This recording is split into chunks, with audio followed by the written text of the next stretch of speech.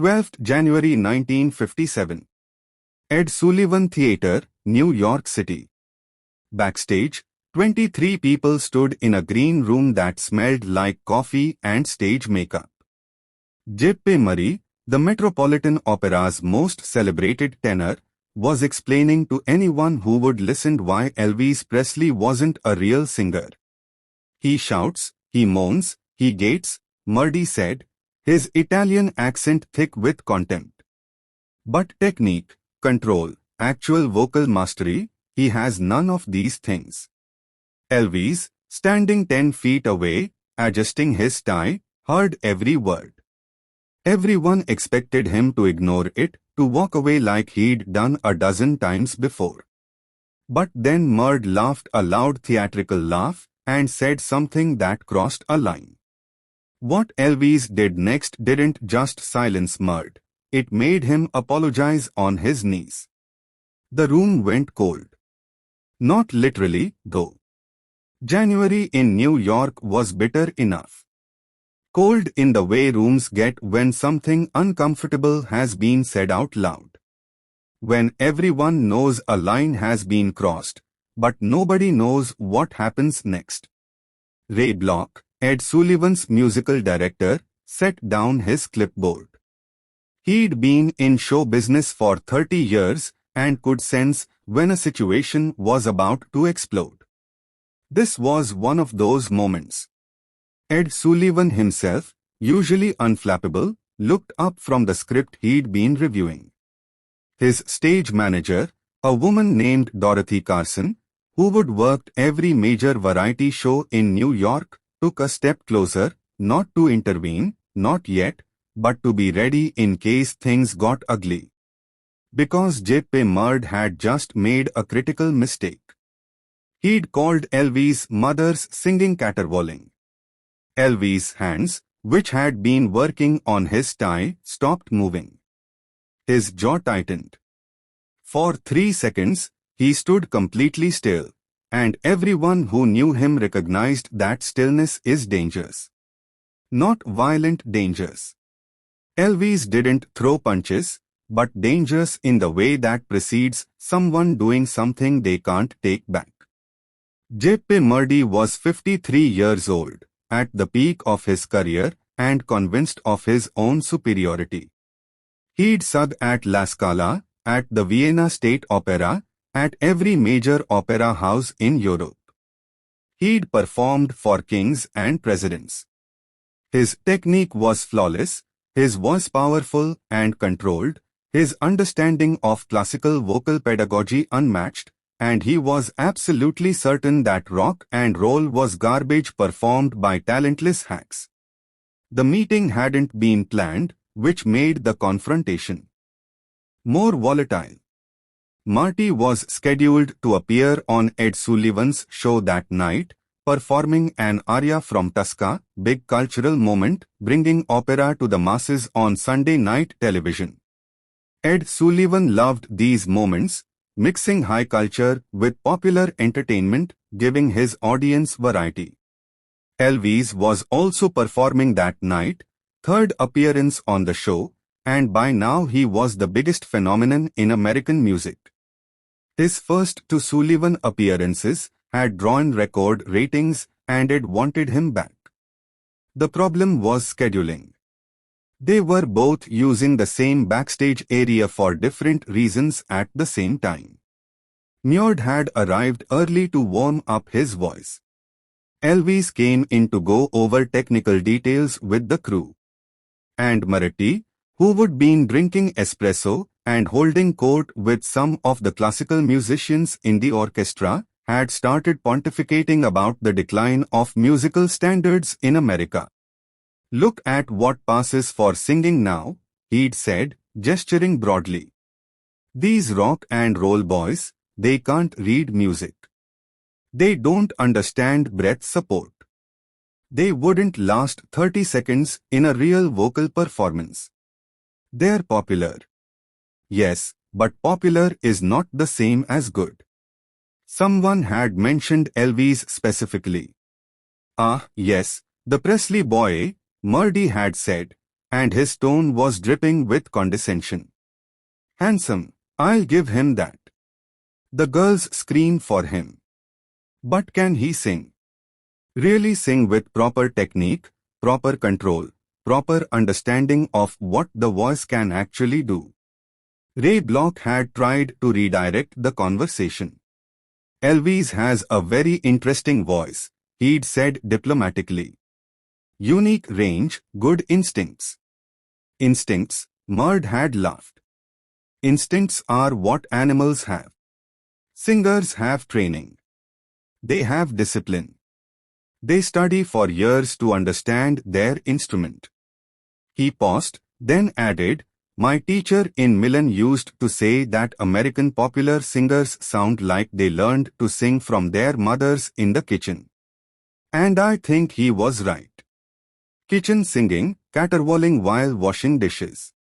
That's when Elvis' hands stopped moving because Elvis had learned to sing from his mother in their tiny house in Tupelo.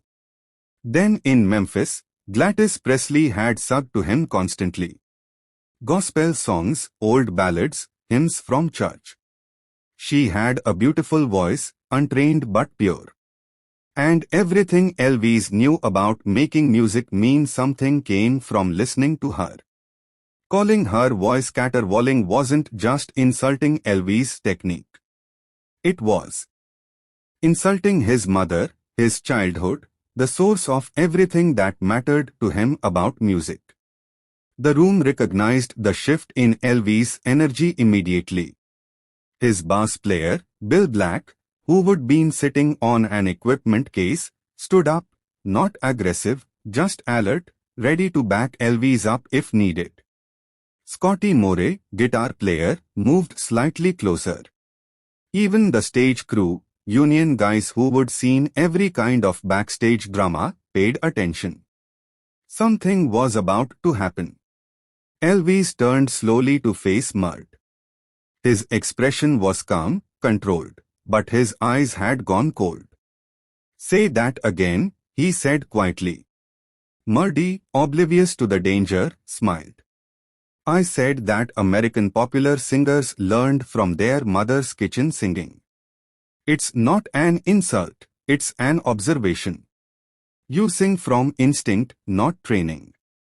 There's a difference. You think I can't really sing, Elvis said. Not a question, a statement. I think you sing rock and roll very effectively, Marty replied, his tone patronizing. For what it is. But real singing, classical technique that requires years of training, understanding of proper breath support, resonance, vocal placement. These are not things one learns from instinct. Elvis nodded slowly. What would it take to prove you wrong? Murdy laughed again. That same theatrical laugh. Nothing could prove me wrong, my boy. I spent 30 years studying the voice. I know what I'm talking about. Humor me, Elvis said, and there was steel in his voice now. What would I have to do to show you that I can really sing? Murdy thought about it. And you could see in his face that he was enjoying this, the chance to embarrass this rock and roll upstart in front of professionals to prove his point about training versus instinct. Sing something that requires actual technique. He said, not rock and roll, not gospel, not country. Sing something classical, something that exposes every flaw in your training or lack thereof. Pick the song, Elvis said.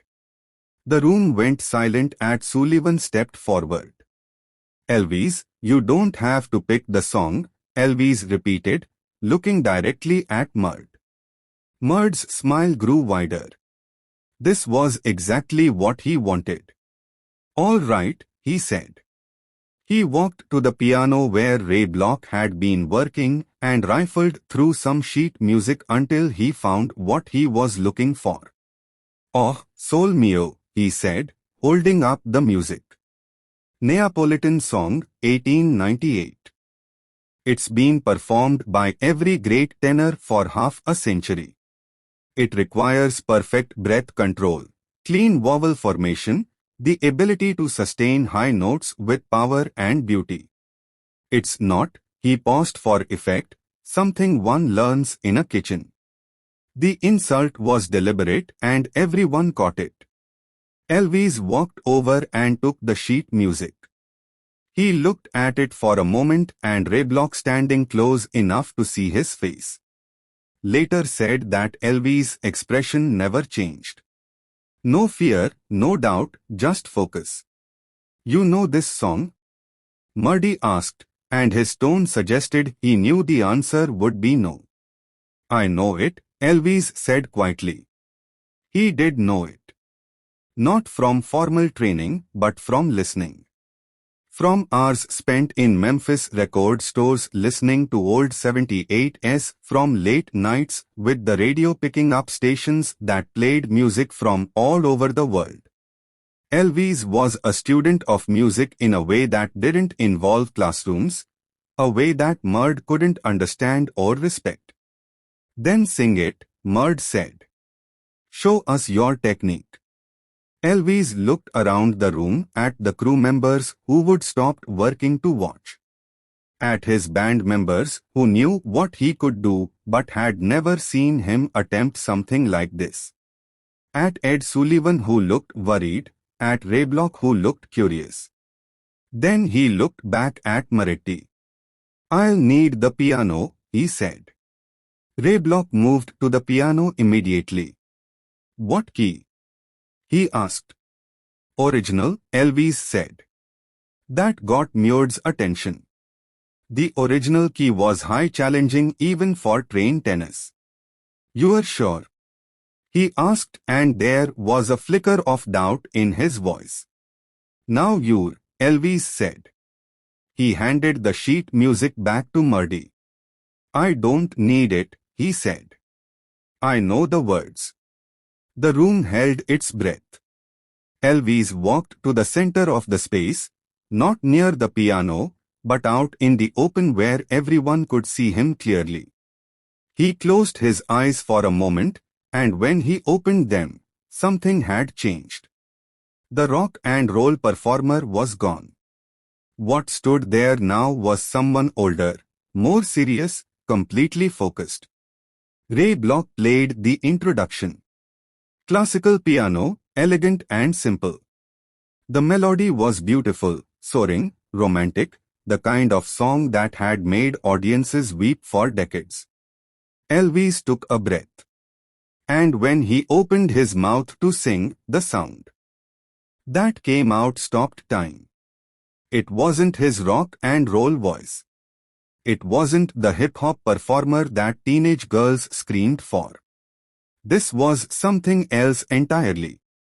Pure, controlled, technically perfect classical singing. The first phrase was in Italian, and his pronunciation was flawless, not American accented, but true Italian vowels, the kind that comes from careful listening and natural ear. His tone was warm, resonant, supported by breath control that would have impressed any vocal coach. Murd's smile vanished.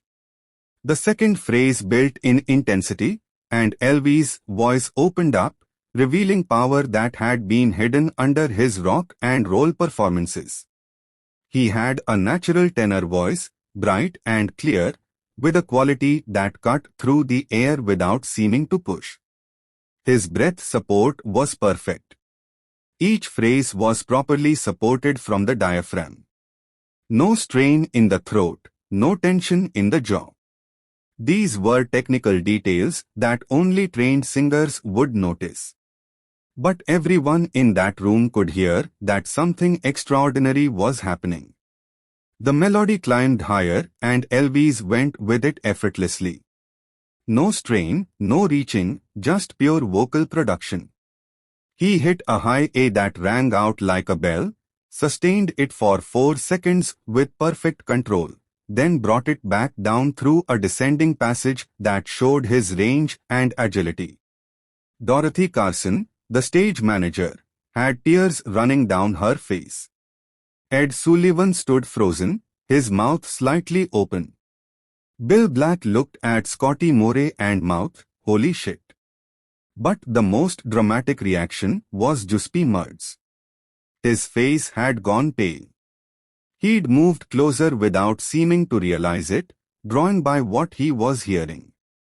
His hands, which had been casually in his pockets, were now gripping the back of a chair. His expression cycled through shock, disbelief, and something that looked like shame. Because what he was hearing was genuine classical technique combined with natural artistry. Elvis wasn't just hitting the notes correctly. He was interpreting them, bringing emotional depth to a song that could easily become saccharine. He was making artistic choices that showed deep understanding of the music. The song built to its climax, and Elvis held nothing back. His voice soared, filling the room with sound that was both powerful and beautiful.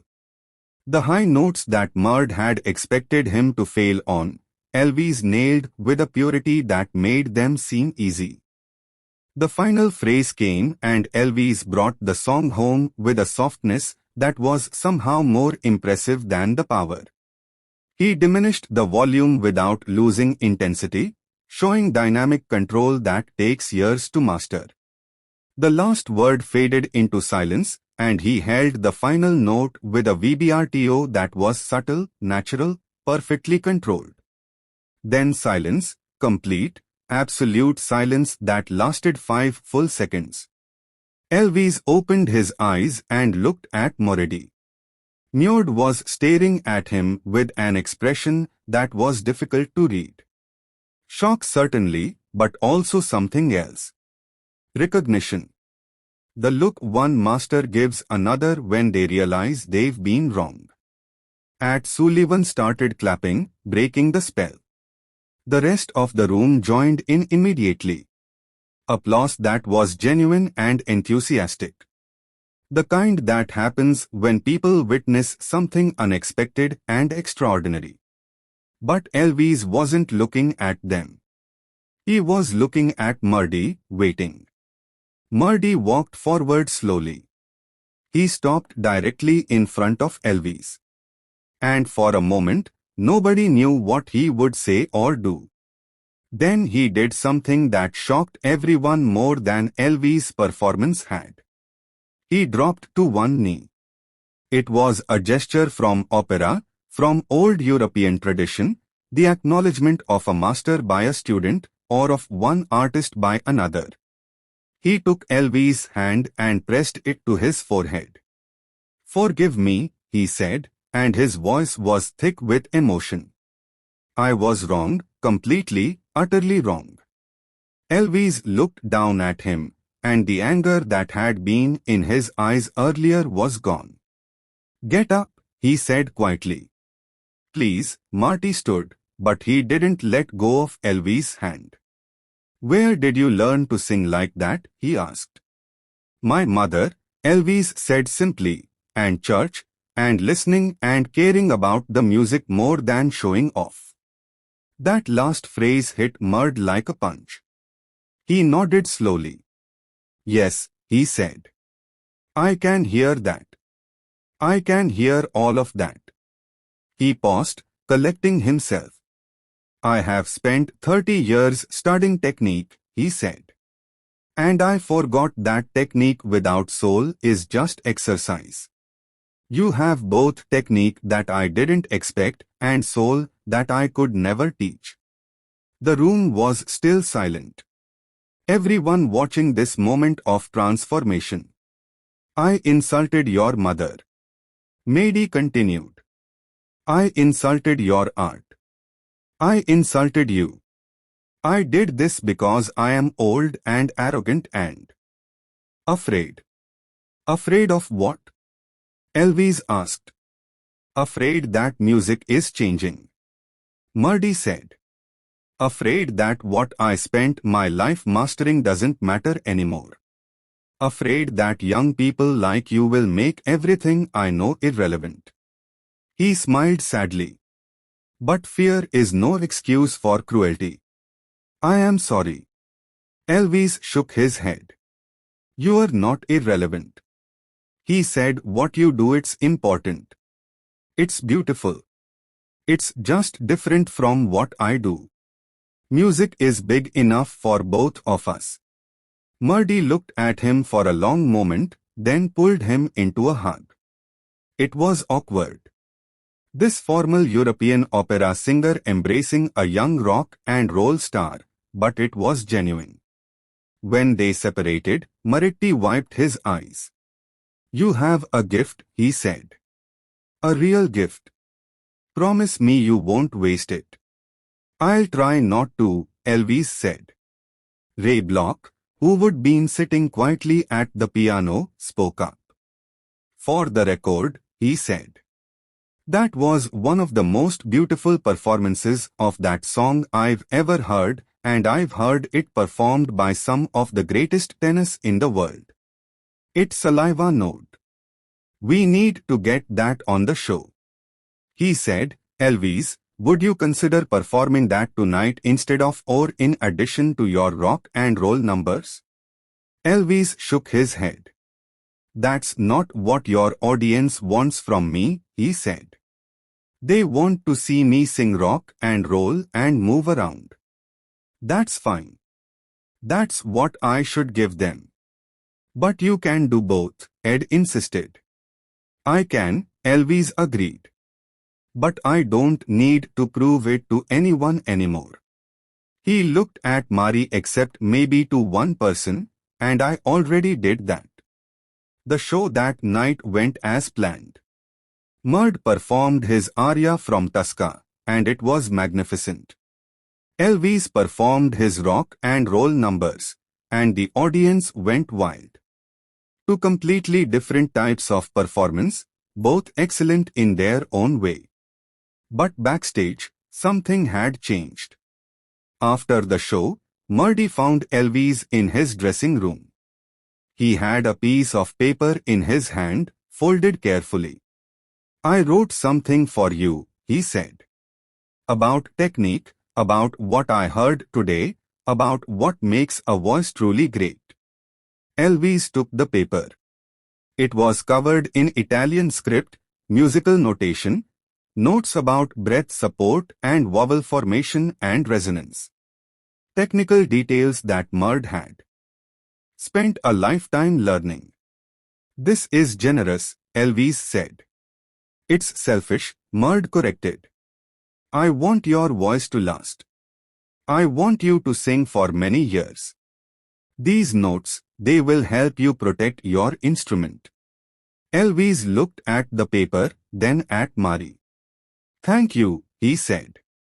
Really, thank you. They shook hands, and this time it was between equals. No condescension, no hierarchy, just mutual respect between two artists who would found common ground. The story spread through New York's music community like wildfire. Musicians who would been there told other musicians, who told others until everyone had heard about the day Elvis Presley made an opera singer drop to his knees in apology. But the story changed as it spread. Some versions had Elvis hitting impossible notes. Some had Murd actually crying. Some embellished the confrontation into something more dramatic than it was. The truth was dramatic enough. A classically trained opera singer at the peak of his career had dismissed Elvis Presley as a talentless hack. And Elvis had responded not with arguments or anger, but with a performance that proved beyond doubt that he could sing, really sing, with technical mastery and emotional depth that demanded respect. Murd told the story himself in interviews later in life. In 1972, doing an interview with a classical music magazine, he brought it up unprompted. The greatest lesson of my career, he said, came from Elvis Presley. He taught me that technique means nothing without artistry, that training means nothing without soul, and that respect between musicians transcends genre and style. I insulted him out of fear and ignorance. He responded with grace and brilliance. I will never forget that moment. The paper he'd given Elvis, the one with technical notes, Elvis kept it his whole life. It was found in his personal effects after he died, carefully preserved in a folder with other meaningful documents. Ray Bloch mentioned the incident in his memoir published in 1968. In all my years in music, he wrote, I never witnessed a more powerful demonstration of natural talent meeting technical mastery. Elvis proved that day that he was a real singer by any definition, any standard.